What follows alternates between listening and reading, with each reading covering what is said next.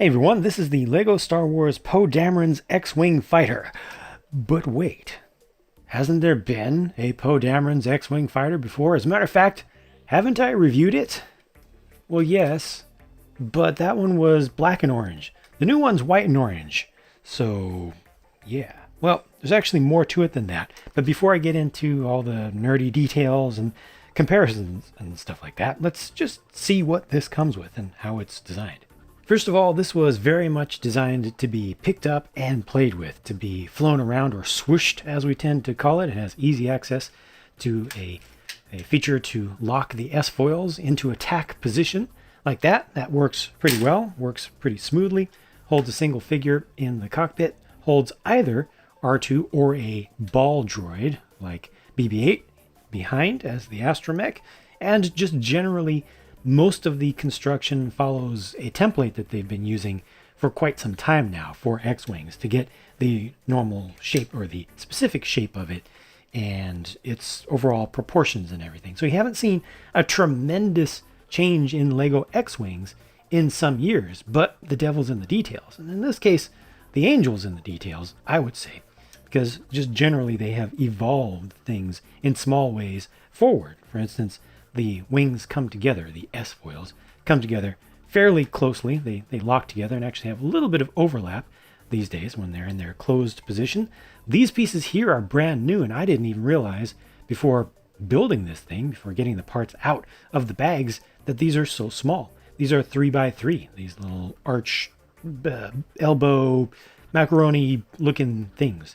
And they create this nice, almost continuous circle, almost comes all the way together for the T70 version of an X-Wing, which is based on old concept art. And it makes sense. And then when you push this forward, that separates out like that. This uses rubber bands to bring everything back together and to keep everything taut. And you can see that there is a geared mechanism. So this lever here up on the top is rotating a little kind of a cam inside. Look right in there, right down in there. See how that thing is rotating? That's what's pushing the S-foils apart, and then it just kind of locks into place. And there's a button on the underside that you can push to easily unlock that, and everything just snaps back together.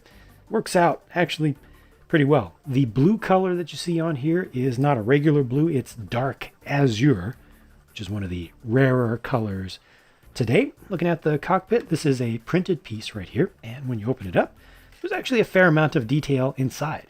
There's a printed console up towards the front, which is just a tile. There's a control stick or yoke there in the center, and a couple of printed tiles on the sides, which are somewhat generic, but still do give you some detail that is able to be appreciated. And they even have a clip in the back to hold on to the sidearm of the pilot. X-Wings, of course, have 4 lasers, 2 on either side, 1 at the tip of each S-foil. And this particular model only has 2 real firing things out there. So you can see right there is one of the spring-loaded shooter bolts. It attaches onto the underside. So rather than having 4 of those that fire off, this time you have just 2 in total, 1 on either side. And additionally, there are these little proton torpedo launchers. They're just stud shooters, so they're not the most believable things, but just 2 additional things that you can fire off. And then finally, when you take this up into the air, you can retract the front landing gear. It goes up in there just like that. Will it go a little bit farther? I thought it went a little bit farther, but no, it seems to be the limit of it right there. Kind of hides away, not completely. Would be better if you could, hide that away entirely. Yeah, there we go. That helps slightly, but there's nothing in the back to retract. So these are actually the landing points, the points that actually hit the ground when you put this down. And if you want those to retract, well, you just need to break them off. One last basic detail I want to mention is that this set uses a total of 3 stickers. There's 1 right there, and then 1 at the top of each engine outlet. And that's it. Everything else that looks like a decoration or shape is done with actual Lego pieces. And, they have a few prints in the cockpit, but otherwise, they're just using real parts and their own natural shapes to create kind of the graphic detail. The pilot of Poe Dameron's X-Wing is, as you would expect, Poe Dameron. And he's got the dual molded helmet there that looks pretty good to me. Has the trans yellow colored visor, which is just built into the helmet. The printing on the helmet looks pretty good, like the design of it is pretty good, but it could have been a little bit more opaque, especially with that center dark red stripe that comes down here. Is that even supposed to be just regular red? It's just a little bit on the translucent side, you know, it just lets a lot of the black through. The flight suit is printed up pretty well. It does come with his sidearm here. And there's the printing on the back where you can start to see his alternate face as well. Now the printing on the back of that figure is again not as opaque as I would like it to be, especially the white. I mean, the white here, I guess, is a little bit better, but here, yeah, it definitely could have been more opaque. There is his alternate face, and here's what that face looks like framed up, so it just makes a lot more sense with the helmet actually on, but I do want you to see this face as well, just without anything in the way. The set does come with this hairpiece for him as well, so you can use him with his flight helmet off, which is fantastic. It's very cheap for Lego to include this one extra piece, and it makes a figure just so much more useful for so many more scenarios, so I appreciate that very, very much whenever they do it. Here's Jana, or some would pronounce it Yana. No spoilers here. You've seen her in the trailers if you haven't even seen the movie yet. She fights on the side of the Resistance and tries to help out the good guys. This figure has a brand new hairpiece with a blast shield built into it, as if she has, you know, just put it up like a visor. And the design on that looks pretty good, but the edge is not printed so well. It's not painted so well. You know, it's kind of fuzzy. But I think the printing for the torso here is very good. This figure gets a bow and arrow set and some fantastic arm printing on this side alone. That looks very, very nice. Very happy about that. No printing on the other side. She is wearing a glove on one side with this figure, and the hair, again, looks pretty good from all angles. Let me take some of this stuff off. And there's her alternate face and the print on the back of the torso. Notice a little bit of metallic colors in there as well. And let me show you how that face gets framed up by her one and only hairpiece. There you go. Here's another of the Knights of Ren. It is, again, not a spoiler to tell you he has a name, and that name is Vicrul, V-I-C-R-U-L. Nice, subtle printing on this one. I like when they have colors that are very close to the plastic color they print on top, and, you know, kind of forces you to change the angle a little bit till the light hits it right, and then you can really appreciate the level of detail there. And this is done pretty well. Everything lines up nicely with the robe going from the torso down to the hip, down to the leg. So that I like. It's got a vibro blade sort of weapon over here on the side, and there's some additional printing on the back of that torso, which again pretty much matches the motif of what's on the front. The main color for all the body parts here, including the helmet, is gunmetal gray or dark pearl gray, and underneath they do not reveal the actual identity of any of the Knights of Ren. Sorry, there's a little dust there, but yeah, it's just a plain black piece. Lastly, R2-D2 is R2-D2, and because I am me, I have gotten another one with another wonky head. You can see that over on this side, the lowest blue line on the head is down low, and as it goes around the side, it gets higher and higher and higher to its highest point, and then it starts to come back down, and it's even a little bit weird on the back. It's not crisp around the edges, a little bit missing. Yeah, that's just my luck. And pretty much every one that I've gotten, every astromech head that I've gotten has had some form of deformity like this, and I just have to live with it. It is my curse. So it gives you a, what is it, 1, 2, 3, 4 piece ladder that stands up and allows you to put it right up to the cockpit of the X-Wing, so that's convenient, I guess. And when all is said and done, these are the leftover or spare pieces, including a single extra bolt for the spring-loaded shooters, 2 extra studs for the stud shooters on the sides, and the coolest things here, in my opinion, are the red lightsaber hilt and an orange version of basically the double-sloped version of a cheese slope. Let's talk about price and value before I get back to some comparisons and finer details I want to talk about. This is $90 US. And it's not one of those situations that's been common recently where they set a certain price and then on release day it's already discounted at major retailers like Walmart and Amazon, Target even. No, this is $90 as of the time of the recording of this video on Amazon for 761 pieces. The last one of these was $80, and that was already pushing it, I felt like, in terms of its price. Kind of made sense on the price to part ratio basis, but for the volume of stuff that you get, no.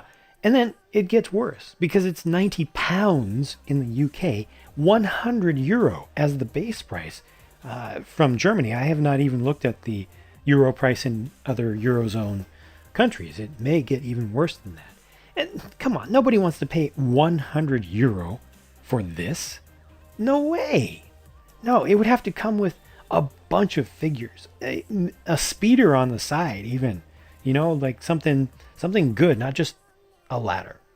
It really needs more stuff to be worth €100. It needs more stuff, in my opinion, to be worth $90 US. 80 was already absolutely pushing the limit for what I could possibly consider reasonable. And even at that, it was just too much. The build is good, it's solid, it's well sorted. The evolution that they've done over time, I think, has been a positive one. But the price is not good here, and I cannot recommend this for its retail price. I need to see this go on sale before I can say, yeah, go check one of these out. If you really want an X-Wing, try to get a previous generation one, used if you have to. Don't pay $90, and definitely don't pay £90 or €100. Now, getting past that bad news for a time, since I do have this thing here in front of me, might as well talk about it a little bit more, and especially in comparison to the previous one that they did. Now, keep in mind that these two are supposed to be the exact same model of X-Wing, not literally the same X-Wing in universe, but the same model, a T-70. They're supposed to be identical in their shape and construction and all that. There were a lot of little details that have changed between these two, but the most obvious one is the difference in the inlets here, these things. Yeah, the new ones are just vastly superior. Are they a little bit too large? Maybe slightly, but I love these pieces. I just love that these pieces exist at all, because it feels like there's a lot that you can do with those, and there will be a lot that you will be able to do with them in the future. It leaves space for just a 4x4 round brick in the middle, and you can fill that up if you want. Just a lot of possibilities, so I really appreciate that. Also, the mechanism for altering the angles of the S-foils is dramatically different. This one was a little bit rough. This thing that you rotate on top, and the rubber bands are at the back. They were the blue colored ones, which really contrasted, really stood out, and made it just kind of scream, hey, look, this is done with rubber bands on your Lego thing, which I just thought wasn't the coolest looking thing. And I put a lot of stress in there as well. I also put some bending forces on your S-foils, since all of the resistance was back here. Resistance, get it? Resistance, yeah. And you can even see that there's a bigger gap here right now than there is at the back. And then there was a gap between the S-foils, top to bottom. I'm not going to bring into the picture the gray and blue version of this, the second Resistance, the second sequel trilogy one that they did, because it's almost identical to this, just basically a color swap. However, I can bring this into the picture, which is the most recent Rebel X-Wing, and this is the one that introduced this mechanism that I thought worked pretty dang well. Has the white, which works with this color scheme, white rubber band at the back, white at the front. This is a T65, so the engine, these things are set up differently, of course, but most of the rest of the build, is fundamentally quite similar. And this also allowed that gap between the foils to be almost non-existent at the front. There's some at the back here, but specifically on this design, there should be no gap, and yeah, there's no gap in there. Could have done better still, but this is the best effort that they've made to date, I think. And there's a little bit of gap over here on the sides, which is most visible when you look through these cowlings. Cowls, I guess they can be referred to as. That little divider there has a gap in it. That's not the best looking thing, especially on this side for some reason. Is there anything I need to squish together more? I thought I put it together pretty well, but yeah, that should be a more just continuous line. So that's something that bugs me just a little bit.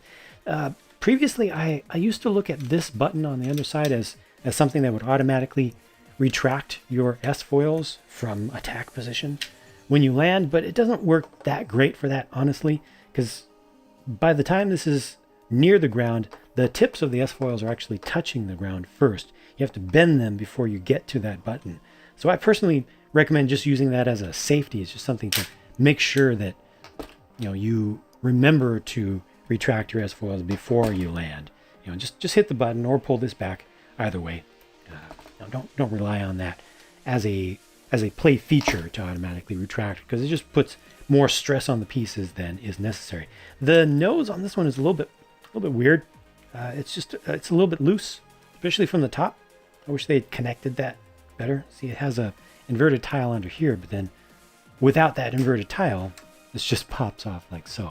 So that's not my favorite thing here. I do wish that was done a little bit better, just as I wish they had a slightly better solution for the landing gear.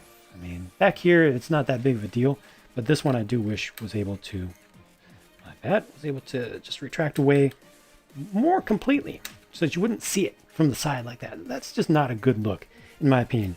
Love what they did with the cockpit. Appreciate the fact that in stock form, without any modifications or additional pieces, you can accommodate an R2 unit or a regular two-legged astromech or a ball droid in there. Overall, the construction of this was enjoyable.